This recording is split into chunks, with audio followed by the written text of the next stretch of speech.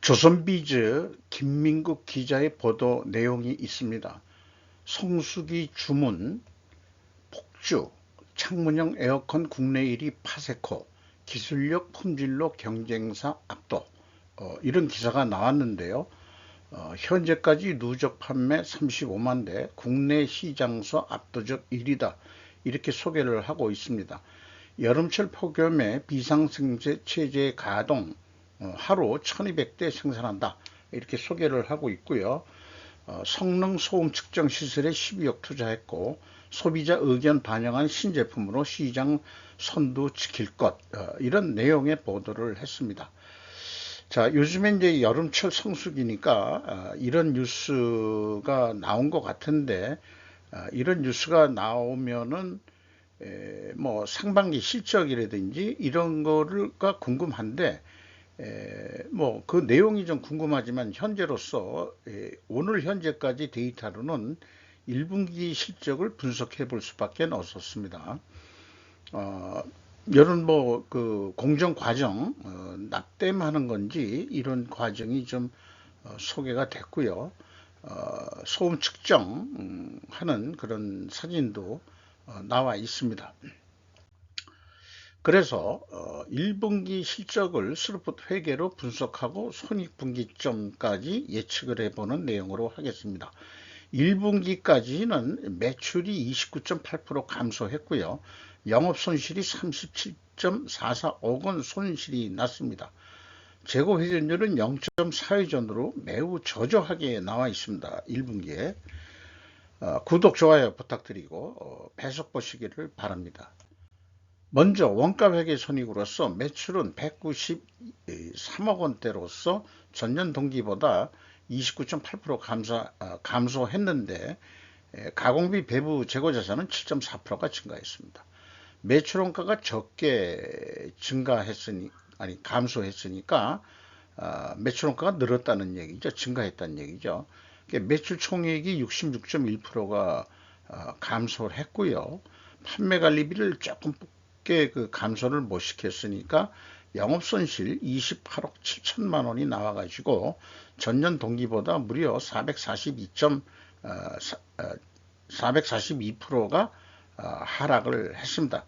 그러니까 1분기에는 영업손실이 났다. 이런 얘기가 되겠습니다. 그래서 스루풋 회계로 분석한 결과를 말씀드리면은, 매출에 비례하는 매출 재료비는 23.8%가 감소했습니다. 매출 감소율보다 더 작게 감소했으니까 6%가 감소했으니까 원재료 가격 상승했다. 이렇게 추론을 할 수 있겠습니다. 수루풋 떨어졌고 수루풋율은 5%가 하락했습니다. 마진율이 떨어졌다는 얘기죠.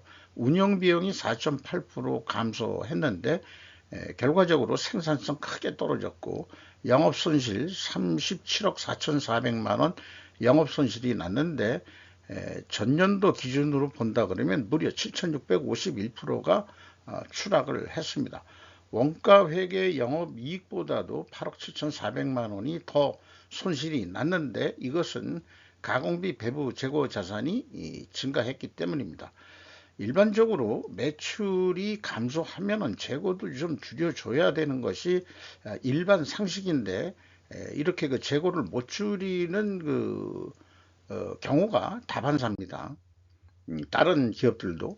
그래서 상품, 제품, 제공품 합친 가공비 배부 재고 자산이 29억 8,300만 원이 증가했습니다. 전년도에는 30억이 증가했고요. 전체 재고 자산은 51억 6,900만 원이 증가했습니다. 요 그 증감 폭, 범위를 먼저 좀 염두에 두시기 바랍니다. 그리고 결론적으로 얘기하면은, 향후 재고 자산은 위와 같은 재고 흐름 양식으로 향후 공시를 해야 회계 투명성이 더 신뢰도가 올라간다. 이렇게 누누이 좀 말씀드리고요. 비용의 성격적 분류 내용을 MC하고 OE하고 디커플링 하면은 매출원가 재료비는 25.6%가 감소했고요. 운영비용은 4.8%가 감소했습니다. 그런데 여기 A 재고자산의 변동이란 게 앞에 재고자산 명세의 그 증감액하고 유사해야 되는데 이게 116억 원대로 매우 높게 되어 있습니다. 이 그 재고자산의 변동 범위가 매우 불투명해 가지고 여기서부터 부식회계 의구심이 들어갑니다. 운영비용에서 그 판매관리비 뺀 것이 공장 가공비가 되겠습니다. 이게 이제 29%로 증가했습니다. 그러면은 재료 비율이 떨어졌죠. 떨어진 만큼 원재료 가격이 하락했다고 2차 추론을 할 수 있겠습니다. 그러면은 1차 추론과는 모순이 되는 거죠. 이게 이 모순이 되는 것이 저는 근본 원인이 이 재고자산의 변동액에 문제가 있다. 이렇게 지금 뭐 느낌이 직관적으로 오게 돼 있습니다. 그래서 재고자산 매출원가 회계 투명성 검증 3단계를 거쳐 보면은 PQ 총 제조 비용의 차이가 86억 5,600만 원이 있는데 이것은 생산 재료비의 차이액과 동일한 금액이고요. 또한 재고자산의 변동 범위 금액하고도 동일한 금액입니다. 그래서 회사는 전체 재고자산이 아니고 상품을 별도로 상품 매출원가로 뽑았기 때문에 상품의 증감액을 가감해 주더라도 차액은 97억 원이 납니다. 전년도에도 131억 원이 나오는데 이렇게 큰 차이라면은 뭔가 특별 원인이 있을 텐데 이것을 공시된 데이터로서는 어떻게 해서 이런 얘기가 나오는지 추적할 그런 합리적으로 추적하고 할 수 있는 그런 길은 없습니다. 현금 흐름표야 뭐 맞히는 거는 늘상 해야 될 기본적인 의무일 거고요. 그래서 2단계가 매우 중요한데 2단계의 패스를 못한다면은 분식회계 개연성 가정 성립을 하지 않을 수 없다. 이렇게 말씀드리고요. 인건비를 보면은 41억 3,300만 원 집행이 됐는데 전년보다 5.8% 감소했고 직원은 49명 줄였어요. 그만큼 좀 경기가 안 좋았다 이런 얘기인데 뭐 날씨 탓인지 어떤지 모르지만은 뭐 경쟁에 좀 뒤졌었는지 어떻는지 모르지만 직원 수를 줄였다는 얘기죠. 그러나 이제 인당 평균 임금은 4,980만 원으로 연봉이 예상이 됩니다. 전형적인 중소기업 수준으로 보이죠. 네, 임금 인상은 한 8% 정도 올라갈 거로 그렇게 보입니다. 그래서 분석한 것들을 모은 경영평가지표는 재고 회전율이 매우 크게 떨어졌어요. 0.4회전. 3개월에 0.4회전 했다는 얘기죠. 영업활동이 활발하지 못했다. 1분기까지는. 수납분율이 한 5% 떨어졌습니다. 마진율도 떨어졌고 이렇게 동일 방향이면은 분석 경험상 일단은 투명회계 개연성 가정을 합니다. 투명하다고 하더라도 입증을 해야 되는데 원재료 및 상품 매입 가격 상승과 판매 가격 하락으로 입증해야 됩니다. 그런 거를 다음 장에서 또 얘기를 하기로 하고요. 이자 부채 레버리지는 뭐 크게 높지 않습니다. 그리고 그 투하자본 이익률은 마이너스 3.2%로 크게 떨어졌습니다. 지금 말씀드린 내용을 충분조건 논리로 우리가 논리력을 좀 연습하는 도구인데요. 만약에 재고 회전율 하락과 수납분율 하락 순방향이면은 투명하게 가정을 한다. 왜냐하면은 원재료 가격 상승과 판매 가격 하락, 평균 가격 데이터를 확인할 수 있기 때문이다. 회사가 제시한 게 이렇게 그 원재료 가격이 상승하고 판매 가격은 하락했는지 한번 추적해 보는 거로 하죠. 또한 필연적으로 존재할 다른 증거가 있겠느냐, 투명하다는 것에 대해서 그것은 이제 우측 세 개에 또 표현을 했습니다. 이거는 이제 그 반증이라는 것은 뭐 불식회계 했을 때 쓰는 용어입니다만은 어쨌든 그 투명 과정도 입증을 해야 된다는 거죠. 그래서 원재료 가격을 보면은 이 뭐 철판유하고 스테인레스판을 했는데 1.8%가 그 상승한 것으로 되어 있습니다. 단순 평균할 수밖에 없었어요. 그리고 제품 가격은 석유 스토브, 그다음에 가스 쿡탑, 그 창문형 에어컨이라고 얘기를 했습니다만은 그런 부분에 대한 데이터는 없습니다. 따라서 이것이 그 저희가 그 논리 추론을 하는데 합리적으로 채용할 증거로서는 좀 부족하다. 그래서 투명성 입증 자료를 채택하기는 저는 좀 어렵다. 이렇게 봅니다.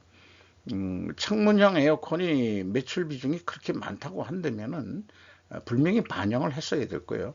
그럼에도 불구하고 한번 보면은 원재료 가격 그 상승률이 평균이 1.8%였으니까 제조원가 비율이 70.7%에서 1.3%의 가격 인상 압박이 있고요. 가공 비율이 그 0.9% 올랐다. 자기네들은 낭비한 거 없고 전략하기 위해서 썼음에도 불구하고 이렇게 인플레 때문에 올랐는데 요거까지는 반영해 줘야 되겠다. 그렇다 보면 2.2% 가격을 올려주면 되는 거예요. 그런데 실제 판매 가격은 2.8%가 하락을 했죠.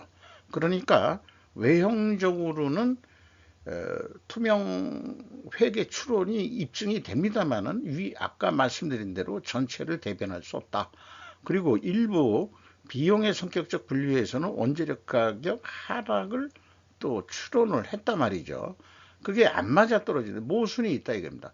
모순이 잘 해소가 되지 않습니다. 그래서 또 참고 자료로 기업회계 조작 안 돼. 금융위 금감원 조사 강화 해가지고 현행에서 개정인데 굵은 글씨로 표현된 거 보면은 뭐 이 경영진 그다음에 지배기구 또 종업원까지 넣습니다. 종업원이 또 부정을 할 수 있는 거니까.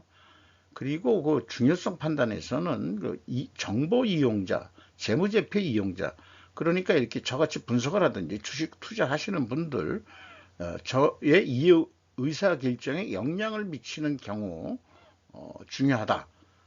회계 부정이 이렇게 본다는 거죠.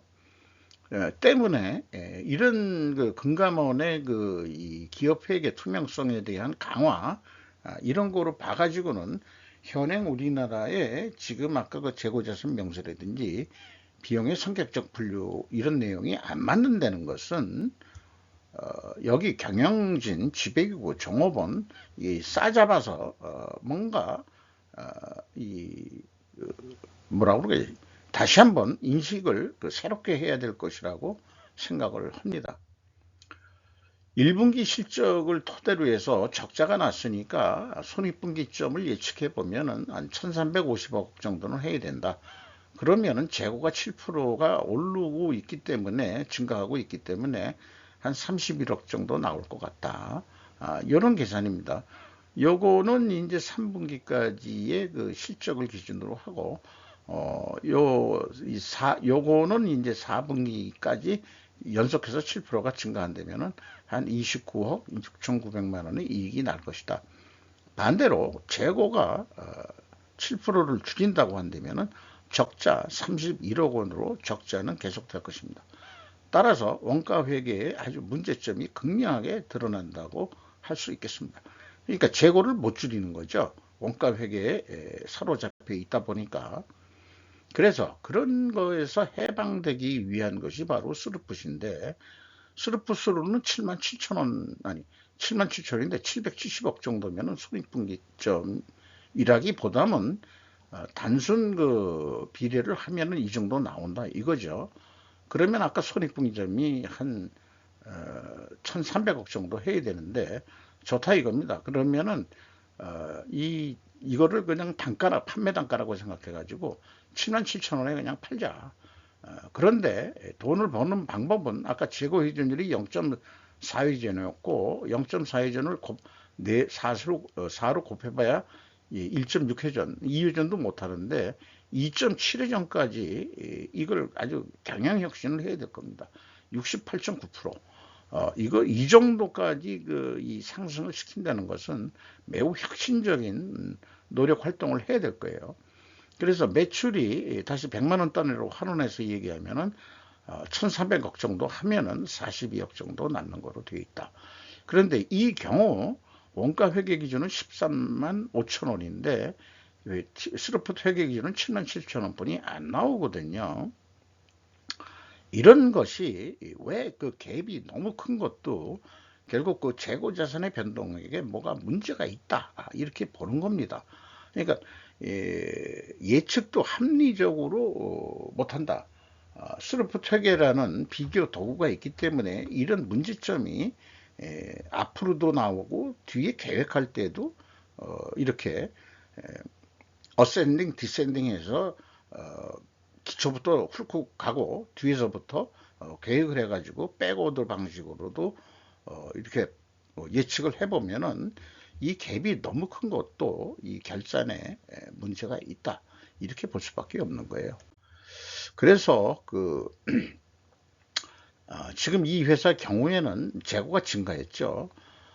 그래서 그 영업이익이 영업손실이 그나마 적게 나오게 했다, 그런 얘기예요. 그래서 스루프트에게는 죄송합니다. 재고 증가에 따라 원가의 영업 이익보다 이익이 감소합니다. 그러니까 이제 영업 손실인데 영업 손실보다도 더 영업 손실이 더 낮죠. 그리고 판매가는 원가회계보다 낮게 나오게 되어 있습니다. 그래서 이걸 다른 뜻으로 보면은 또 인플레이션 완화 이 효과도 있다, 이렇게 좀 볼 수 있겠어요. 여기에 그 전형적으로 해당한다고 할 수 있겠습니다. 근데 그 주가를 보면은 좀 약간 떨어졌어요.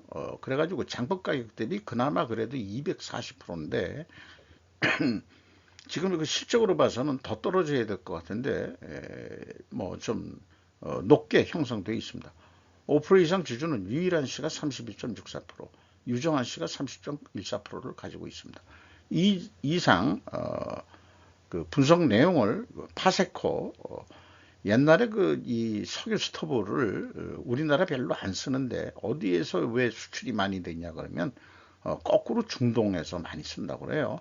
사막 같은 데서 밤에 추워지니까 의외로 이 석유 스토브가 우리나라는 별로 요즘 쓰는 데는 없지만은 거꾸로 수출로 판로가 열려 있다 하는 얘기를 전에 들어본 적이 있고 한 번은 분석을 해본 적이 있는데 여전히 이 재고 자산에 관한 하는 투명성은 개선된 게 없어 보입니다.